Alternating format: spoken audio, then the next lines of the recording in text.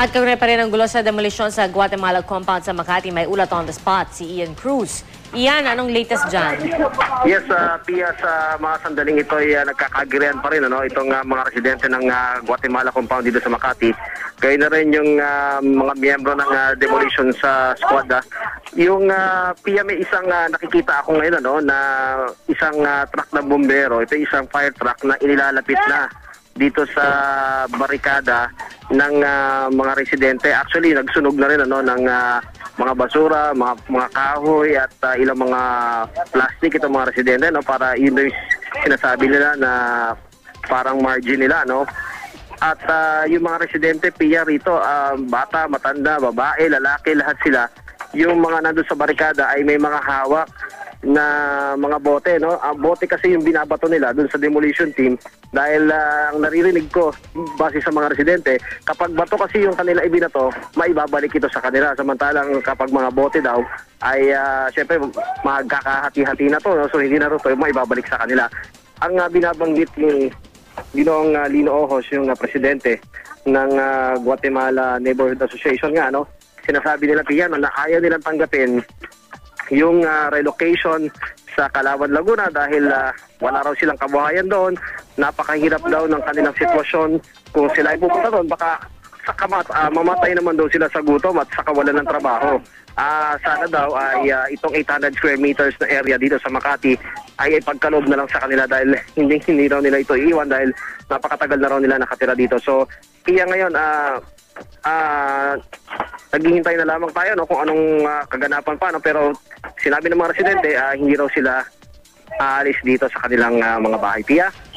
Ian, nakita rin namin na gumagalaw na nga yung truck ng mga bombero at parang doon sa kanilang kanang bahagi kanina kita natin sa video, parang may mga nakatungtong sa pader ba yun o isa pang gusali? Sino kaya yung mga yon, Ian?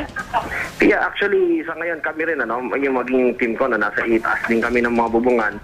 Meron ding mga ilang factory dito or ilang structure dito na narating ng mga residente. Maging sila ay mga armado rin ng mga bote na binabanggit ko sa'yo kanina. Kaya pag naglapitan itong mga pulis, itong mga CDM force, check na ibabato nila yung kanilang mga bit-bit na mga bote mula rito sa mga bubungan na kanilang mga bahay at ng iba't ibang mga establishmento. May mga nakita na rin tayo, Pia, na SWAT. So ngayon, Pia, ito, nakakabatuhan na naman. Ian, umuulan na naman ng mga bote. Talagang walang humpay. Kasi, Pia, yung mga babae, sila yung nagre-refill. Yun ang tawag nila. Nire-refill nila yung parang battle station nila, kung matatawag natin. Tapos, yung mga lalaki naman ang mga nagbabato nito, pero may mga babae rin na nakikita tayo na nakikibato rin itong mga bote, iba't ibang klaseng bote na ito. Lahat ng bote na magagather nila talagang nilalagay dun sa area, at ito'y binabato nila sa sino man ang magtataka na lalapit sa kanila. So sa ngayon nga Ian, tuloy, mukhang konting galaw lang ng mga pulis at yung truck ng bombero, agad nang magbabato yung mga residente. Ganon nga, Pia, kasi talagang ayaw raw nilang umalis dito. Yun ang kanilang pangako. Sabi nila, dito na raw sila mamamatay. Yun ang kanilang pronouncement kanina. Kaya kita mo ngayon, talagang umuulan talaga ng literal ng napakaraming mga bote. May mga nakikita pa tayo parang pati yung fluorescent lamp, binato na rin. Talagang napakaraming mga bata, matanda, lahat sila ay namamato rito. At ang CDM Force naman ng Makati ay patuloy dito at nakikita na rin natin bumabomba na rin ng tubig itong fire truck. Kaya naman, pero wala pa rin hindi pa rin sumusuko itong mga residente at hindi na lalo pang dumadami yung kanilang ibinabatong bote. Pero Ian, kung ikukumpara mo yung bilang ng mga pulis at yung mga miyembro ng demolition team tsaka yung mga residente, mukhang pareho lang ba yung bilang? Kasi Pia, dito sa nakikita natin, halos wala pang 100 ito nasa harapan natin. Pero marami sila, Pia, na nasa kanilang bahay, meron pang mga nasa mga bubungan. Yung nakikita natin na nasa frontline ng mga pulis, di hamak talaga, mas marami yung mga residente.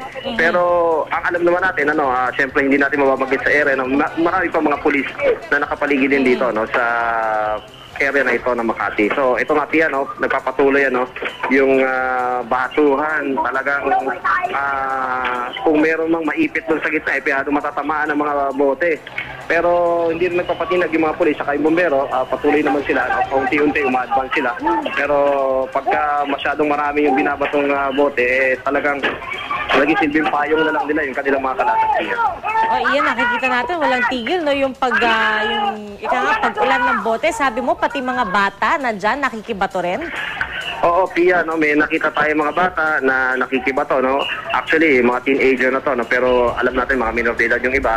May iba naman din, Pia, no, ng mga concern na magulang na nakita natin na pinauwi yung kanilang mga anak na mga bata pa. Sinabi nila na umuwi na dahil nga hindi naman daw sila makakatulong dito. Kung makikigulo sila, baka mapahamak lamang sila dahil nga ito talaga napaka-delikado talaga ito, no, Pia, no, dahil nakita nyo naman kung gaano katindi yung pag-ulan ng bote. Talagang hindi talaga biro. Isa ito sa mga nakita ko talagang umuulan na literal. Napakatindi talaga. Iya. At iyan, alam natin, no, na kadalasan, di ba, kapag may ganitong sitwasyon, dapat may mga kinatawan rin, di ba, ng Commission on Human Rights para silipin nga kung talagang naipapatupad ang maximum tolerance. May nabalitaan ka na ba na may mga kinatawan sila dyan? Piyan mula nung pagdating natin kanina, no, actually iba't ibang ahensya na yung nakita ko. May taga DSWD, may taga MAPSA, may mga taga PNP, at may mga taga barangay. Pero yung mga taga CHR maaring nandito sila, pero sa aking personal na pagkakalapihan, hindi ko sila nakita ng personal dito sa area ng Makati. Pero maaaring nandito lang sila sa paligid-ligid, pero hindi ko sila nakita talaga. At iyan, ito nakikita natin yung mga lalaki doon sa bubong, talagang malakas, no, yung paghampas nila, paghagis nila ng mga bote. Wala ka pa bang nakikita mga nasasapul dyan, ng mga boteng hinahagis?